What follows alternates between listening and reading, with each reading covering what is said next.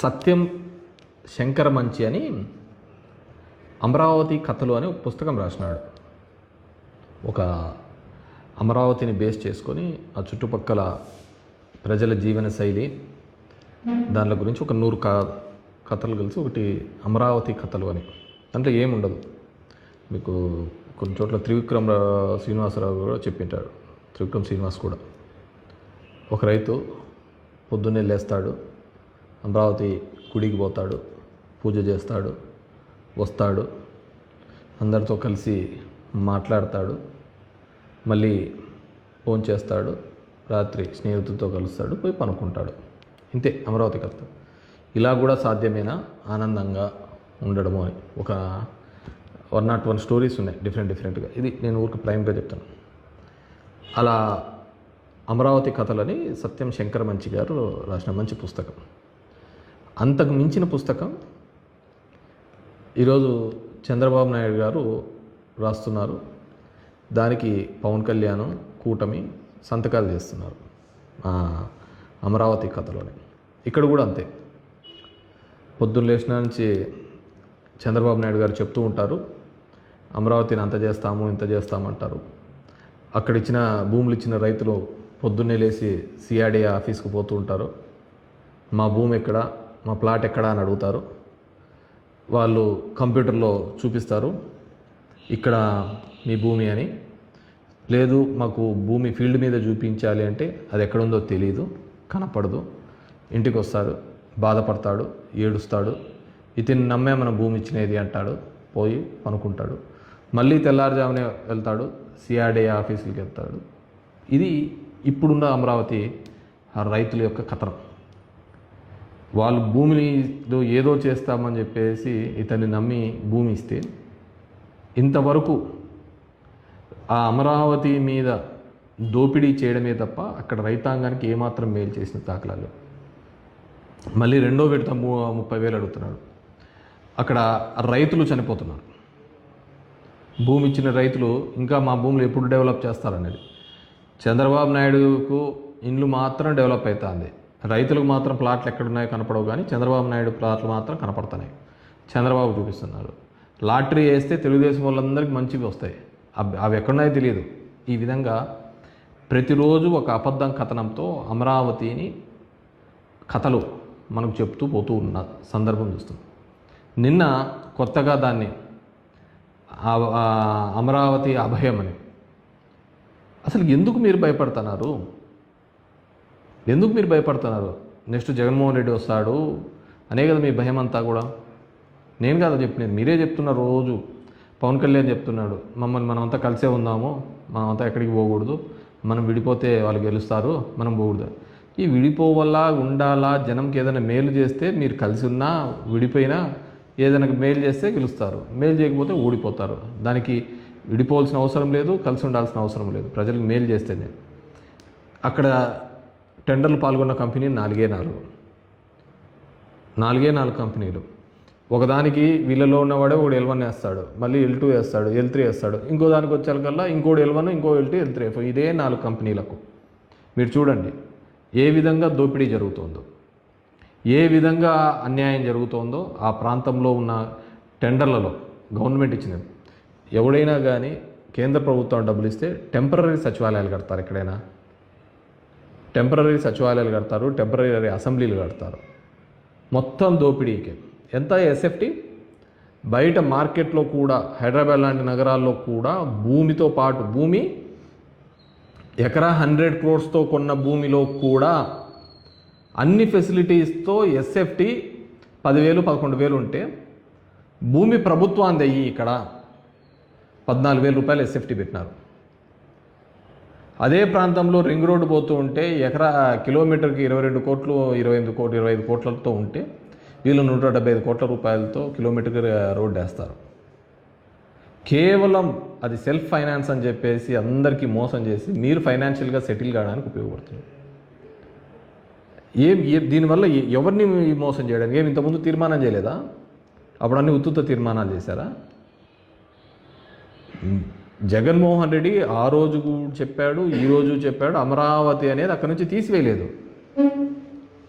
3 ప్రాంతాలు అభివృద్ధి చెందాలి అనే ఉద్దేశంతో ఎగ్జిక్యూటివ్ క్యాపిటల్ అదేవిధంగా జ్యుడిషియల్ క్యాపిటల్గా అక్కడ తీసుకొని రావడం జరిగింది, లెజిస్లేటివ్ క్యాపిటల్గా తీసుకొని రావడం జరిగింది తప్ప అమరావతిని ఆ ప్రాంతంలోనే ఉంచడం జరిగింది. అక్కడే అసెంబ్లీ ఉంటుంది. ఈరోజు కేవలం మీరు రియల్ ఎస్టేట్ కోసం మీరు ఇప్పుడు మీతో పాటు సింగపూర్ నుంచి తీసుకొని వచ్చినాము అని చెప్పేసి ఈశ్వర్ అని చెప్పి ఎక్కడున్నాడు? ఈశ్వరను జైల్లో ఉన్నాడు. మీరు ఇష్టానుసారం చేసుకుంటా, మీరు ప్రజాధనం అంతా లూటీ చేసుకుంటా, కేవలం ఆంధ్రప్రదేశ్ అందరి మీద కూడా మీరు ఈ అప్పుల్ని పెట్టే సందర్భం చూస్తున్నాం. నిన్న అచ్చెన్నాయుడు గారు చూస్తే కాల్చిపడేలా అని చెప్తాను. ఈ అసెంబ్లీలో మీరు మాట్లాడాల్సిన మాటనా ఏదైనా నీకు అంతగా ఉండి అంటే ఇంకా మా సత్యకుమార్ చూస్తా అంటే నల్లమల్ల ఎండిపోతుందంట. నల్లమల్ల మీరు చేసిన దానికి దేశమే కాలిపోతుంది.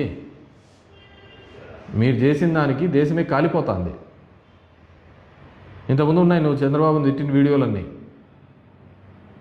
అవన్నీ చూపించాల. కేవలం అమరావతి పేరు మీద ఈరోజు అక్కడ వరదలు వస్తాయని అందరూ చెప్తున్నారు. మీరే ఆ లిఫ్ట్ కోసం దగ్గర 2,000 కోట్లతో లిఫ్ట్ కోసం మోటార్లు పెట్టినారు. ఇంకా డబుల్ కావాలా అని అంటున్నారు. ల్యాండ్ పూలింగ్ చేయాలా అంటున్నారు. ఎందుకు ఇంత భూదాహం పెట్టింది మీకు? మీరు ఎందుకు ఇంత ఆత్రంగా ఒక డైవర్షన్ పాలిటిక్స్ చేసుకుంటూ జగన్మోహన్ రెడ్డిని తిట్టడానికి 6 గంటలు పెట్టినారు? మీరు జగన్ పేరు ఎత్తకుండా ఒక్క రోజున పనిచేసిన మీరేం చేసినారో చెప్పుకోండి.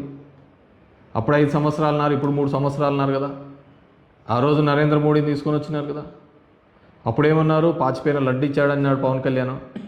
ఇదే పవన్ కళ్యాణ్ గారే కదా కర్నూలు నాకు రాజధాని అన్నాడు, వైజాగ్ ఎందుకు ఉండకూడదు రాజధాని అన్నాడు, అమరావతి ఒక గేటెడ్ కమ్యూనిటీ అని చెప్పినాడు. మరి ఈరోజు ఏమైపోయినాయి మాటలు? ప్రజలు మీరు ఆలోచించుకోవాలి. అమరావతి ప్రాంతానికి కానీ దీనికి కానీ వైఎస్ఆర్ కాంగ్రెస్ పార్టీ ఎప్పుడూ వ్యతిరేకం కాదు.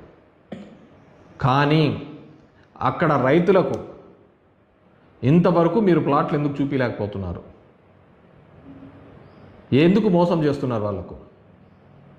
దానికి వ్యతిరేకం. మీరు చేస్తున్న అవినీతికి వ్యతిరేకం. దాన్ని అమరావతికి అని చెప్పేసి వ్యతిరేకం. జగన్మోహన్ రెడ్డి ఏదున్నా కానీ క్లియర్గా చెప్పడం జరిగింది. మీలాగా మోసం చేయలేదు రైతుల్ని. వాళ్ళకి ఇవ్వాల్సిన పెన్షన్లు కావచ్చు, వాళ్ళకి ఇవ్వాల్సిన బకాయిలు కానీ అన్నీ ఇప్పించడం జరిగింది. కానీ మీరు అలా కాదు కదా. ఈరోజు ఈ ఆంధ్రప్రదేశ్ ప్రజలందరూ ఆలోచించుకోవాల్సింది ఒకటే, తను చెయ్యని దాన్ని తను చేశానని చెప్పుకోవటం, ఆ క్రెడిట్ తీసుకునే ఒక ప్రయత్నం చేస్తున్నారు.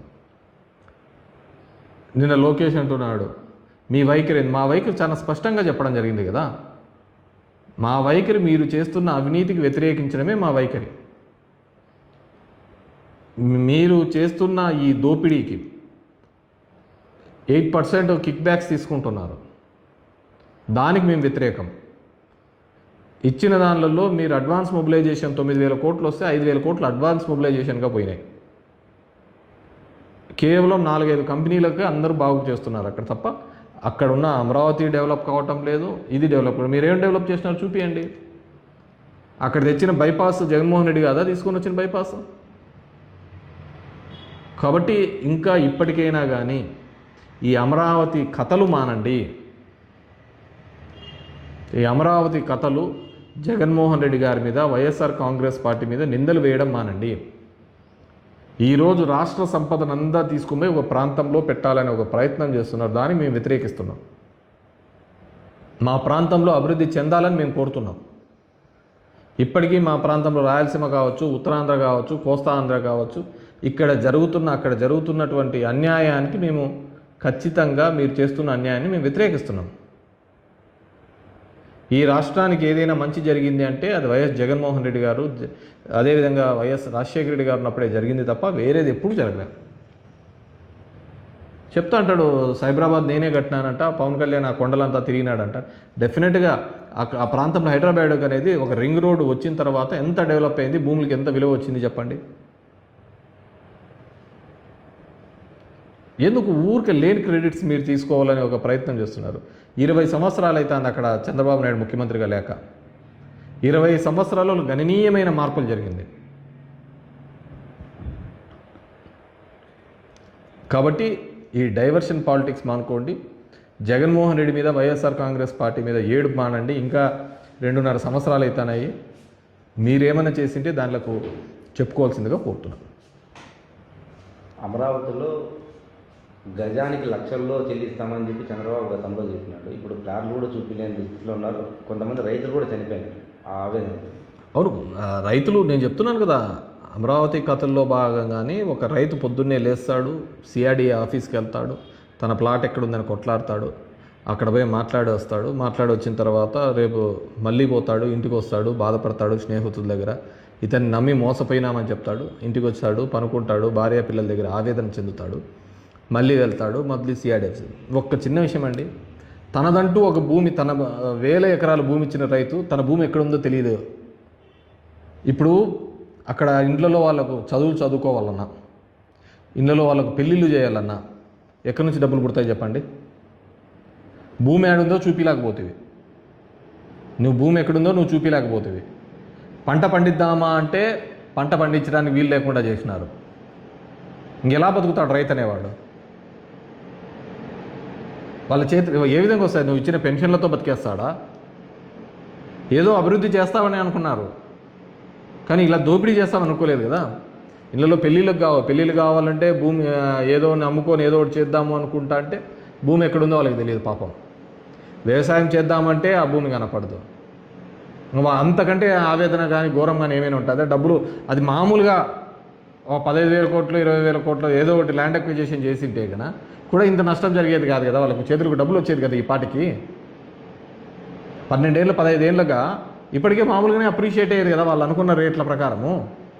మామూలు భూమి ఉన్నా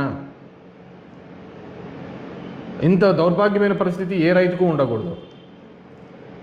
భూమిలో పండించడానికి భూమి లేదు, అమ్ముకోవడానికి లేదు, పెళ్ళిళ్ళు చేయడానికి లేదు, పిల్లల చదువుకు డబ్బులు కూడా అప్పట్లో పుడుతుంది. లేకుంటే ఒక యాక్టివిటీ ఉండాలి కదా, ఎకనామికల్ యాక్టివిటీ ఉండాలి కదా. ఏ ఎకనామికల్ యాక్టివిటీ లేకుండా కేవలం నీ ఆఫీసుల చుట్టూ తిరగడానికే సరిపోతుంది. నారాయణ పెనంసా అని పెడతాడు, మీటింగ్లు పెడతా అంటాడు, రైతులు వచ్చి ఏడుస్తూ అంటారు, పాపం చేసేస్తాం, సమస్య తీడుస్తామంటారు, పోతారు, అంతే. పాపం బాధాకరం. పాపం ఆ వాళ్ళతో ఉద్యమం చేయించి వాళ్ళని అందరినీ డైవర్షన్ చేయించేసి వాళ్ళని అందరినీ కూడా రోడ్డును పాలు చేసినది ఎవరైనా నిన్న పోస్టర్లు చూపిస్తున్నారు వాళ్ళందరినీ. ఇదని లోకేష్ వాళ్ళందరినీ ఇబ్బంది పెట్టినది చంద్రబాబు నాయుడు. ఆయన కదా మోసం చేసినది, మేము కాదు కదా మోసం చేసినది. మేము నిజం చెప్పాము. ఇన్ని వేల ఎకరాలలో ఇది చేయడం అనేది కష్టము, కాబట్టి అమరావతిని లెజిస్లేటివ్గా ఈ విధంగా చేసుకుంటూ పోతామని ఒక క్లారిటీతో చెప్పినాను. కానీ చంద్రబాబు లాగా మోసం చేయలేదు కదా, మీ భూమి రేట్లు కోట్లు అయిపోతాయని చెప్పేసి.